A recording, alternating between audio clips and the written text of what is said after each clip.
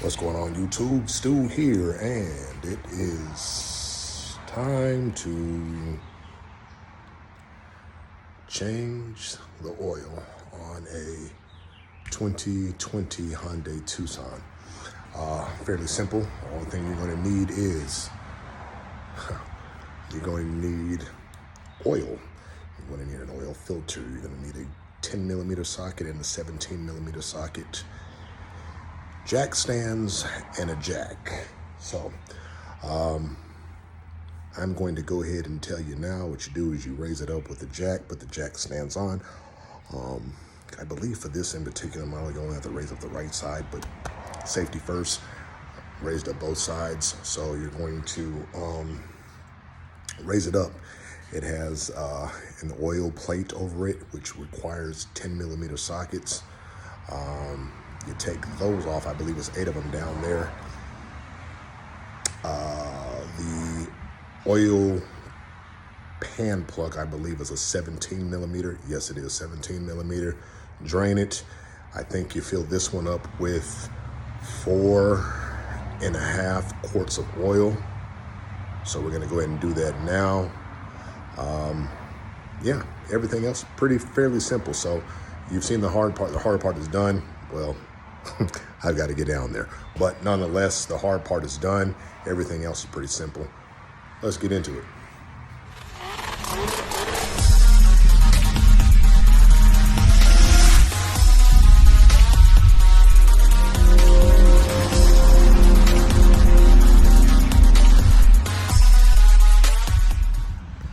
Okay, as you can see, we are under the passenger side of the vehicle, and this is the shield that I was telling you about. These are 10mm screws all the way around. So real simple, you take those off and you get access to your oil drain plug and your filter. So we're going to get into that now. Okay, as you can see, the shield is off. Now we're going to go in here, and I believe there is, yep, that's it right there. That is the oil drain plug. So what we're going to do is we're going to go ahead and unscrew that, let the oil drain out. There is the filter. We're going to take that off, and when I get to this point, I'm going to take it off and I'm going to show you what the most important part about taking your oil filter off. So give me a minute. We're going to get back to it.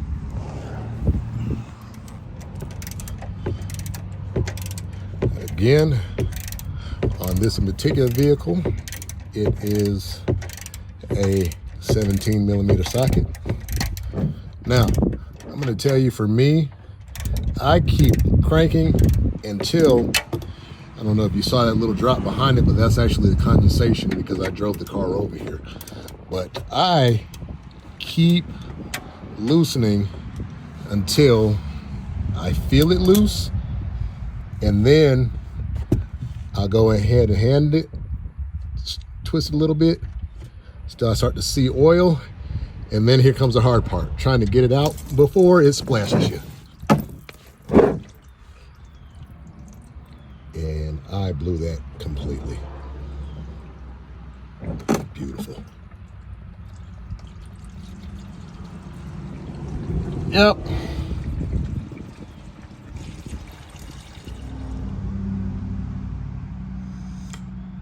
So, this is what happens when you're trying to change your oil with one hand and record with the other. Hopefully, my mess-ups won't be your mess-ups. We're all about keeping it real here. Not everything is going to be a 10. Sometimes you fumble the ball. Hopefully you don't fumble in the fourth quarter.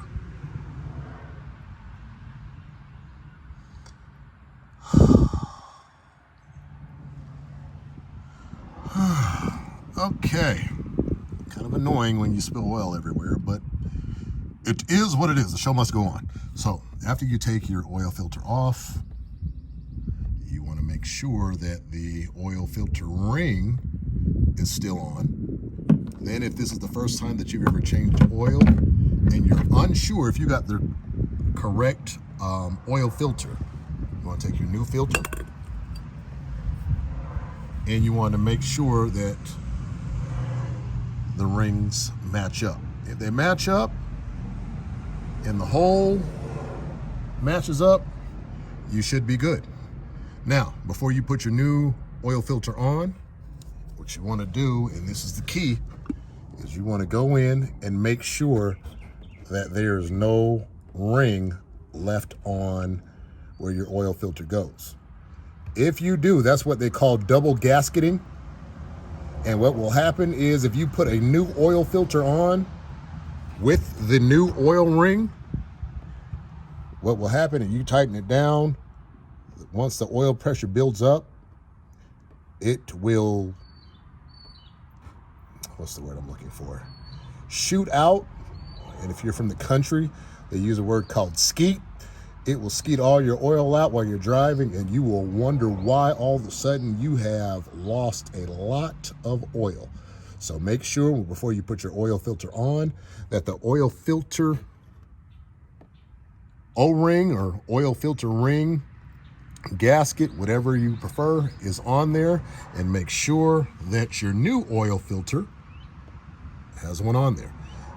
You always want to put a good new oil seal around your oil gasket before you put it on.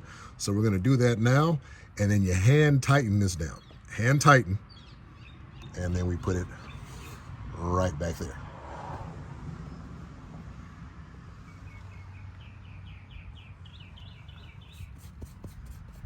And the next vehicle to work on in one day, I had to change my shirt because I got oil all on it from my last vehicle that I already took back, is this. I have to replace the evaporation purge valve on this 2015 Mustang.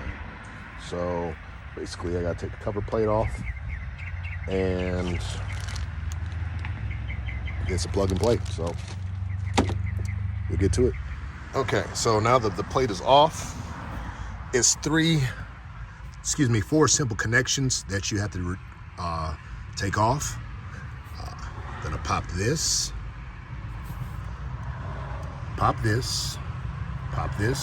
unscrew this, take out the old busted, put in the new hotness. Okay, before you throw any parts away, you always want to verify to make sure that you have the same working part. So you want to make sure that all the parts have the same connections. You want to make sure that everything lines up exactly the way that the first one does. Now, this one is an authentic Ford part, and there's a part number. Now this is for the 2015 2.3 motor. So this is the original one. This is the new one. As you can clearly tell, FOMOCO. That's what I deal with, Ford Motor Company. So I'm gonna go ahead and put this on. We are going to start it up and make sure that the check engine light is no longer on. FYI,